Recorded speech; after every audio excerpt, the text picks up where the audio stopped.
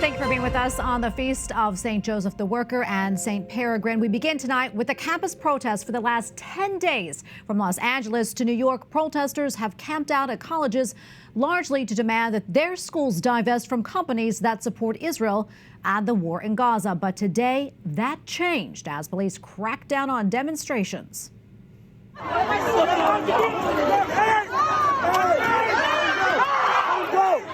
Well, this was the scene this morning at the University of Wisconsin-Madison. The campus police spokesman said that 4 state troopers were injured, including one hit over the head with a skateboard.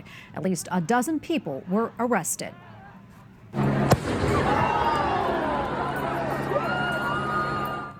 And this is out in California, where UCLA canceled classes today following a night of violence. Both pro-Palestinian and pro-Israeli protesters got into it, throwing punches, kicks, and even using sticks to beat each other. Police eventually intervened, breaking up the fights. Let's go. And Columbia University's president is calling Hamilton Hall an active crime scene. Hours earlier, New York police cleared the building, which was occupied by protesters. The mayor said at least 300 people were arrested, but not all of them were students.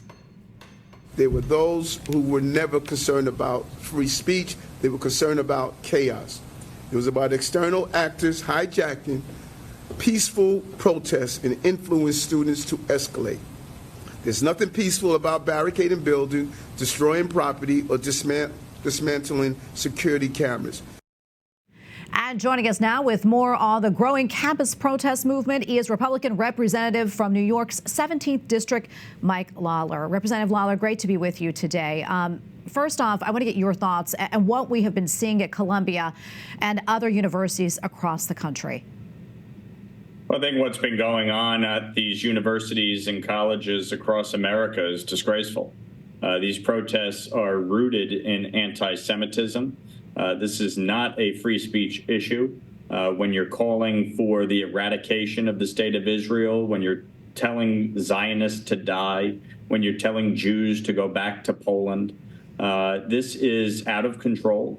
And these administrators have failed in their primary responsibility, which is to ensure the safety and well-being of all of these students and allow for a robust debate on the issues, but one rooted in truth and facts and no threats of violence. And so it's incumbent on Congress to act and ensure that the Department of Education can crack down on these Title VI violations of the Civil Rights Act of 1964. And that's why I've introduced, and we're going to pass today, the Anti-Semitism Awareness Act, which would require the department to adopt the IRA working definition of anti-Semitism and use that as the grounds for its Title VI violation discrimination cases. And we also learned that the wife of a convicted terrorist was part of the encampment at Columbia.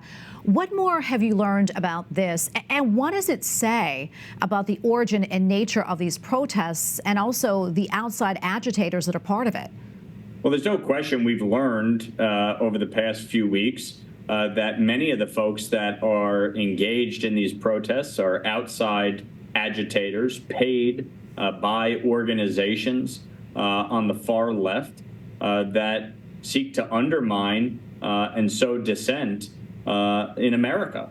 And so when you see the fact that a terrorist wife was involved and engaged in the protests at Columbia, it raises serious red flags as to what is at the root of these protests. And I think both the colleges and those engaged in funding these protests need to be held accountable. And I think there needs to be a criminal investigation as to the ties and associations with terrorist organizations. You have students chanting, "We are Hamas." You have Hamas, Iran, China praising these protests, endorsing them, embracing them.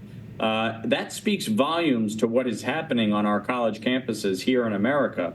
And the time for action is now.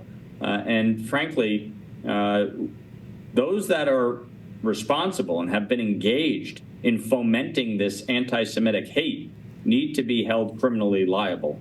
And what are you hearing from your constituents about what's happening at Columbia? But people are outraged. They're just disgusted that this is happening in 2024 on college campuses in America.